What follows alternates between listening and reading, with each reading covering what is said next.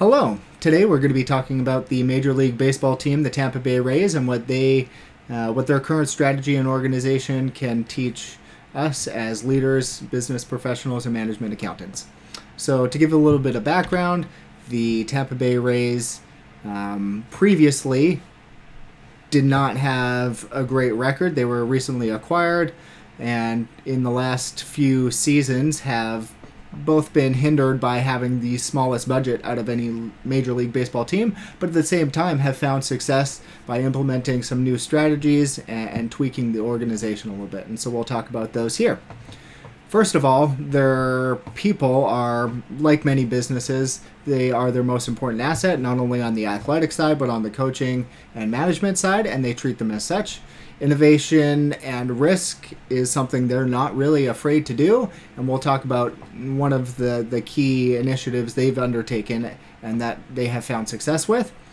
They also balance efficiency in hiring and acquiring talent from outside, both players and management, but also from promoting within. They take players who might be better in a different position, elevate them to maybe from second base to third or whatever the case is, and they do the same thing with their management team as well.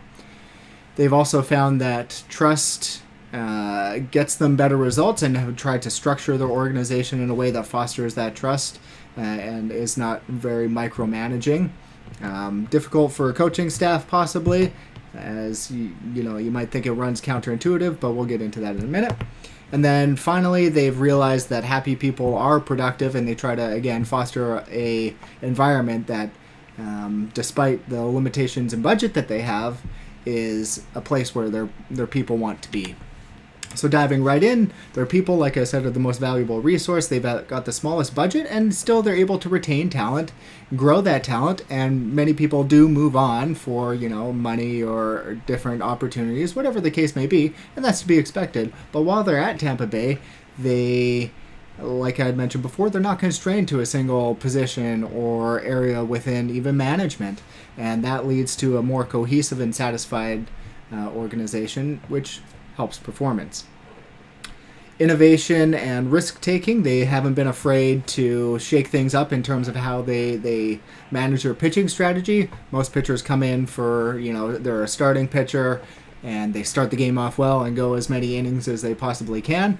Tampa Bay switched that up, and they've had success in it despite the 100-plus years of tradition.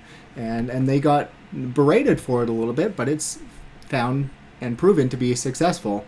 They promote across divisions. They expand into maybe not new markets for them personally, but if you're extrapolating this out to your company, it could be a new market or a new product or any of these things that you should not be necessarily afraid to take shouldn't be afraid to take risks just because it is a risk. It should be well considered, but go for it.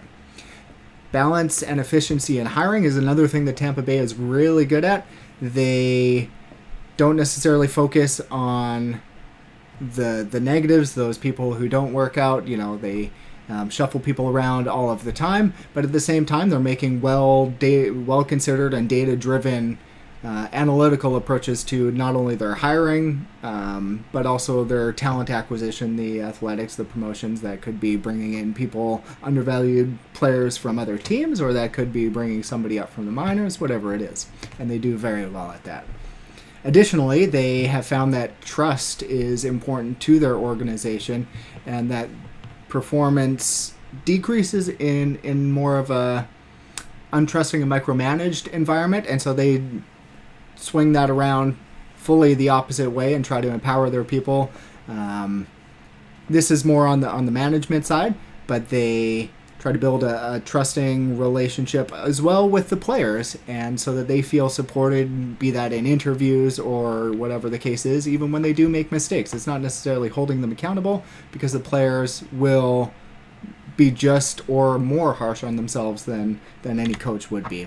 And finally, they have found that people are more successful when they're happy. That goes without saying, but at the same time, given how much time players and people spend at work, or with the club, whatever it is, especially for a traveling team like the Tampa Bay Rays, they found that part of their job in order to be successful is to provide an environment where their players, their management team, their coaches can be happy in order to be successful.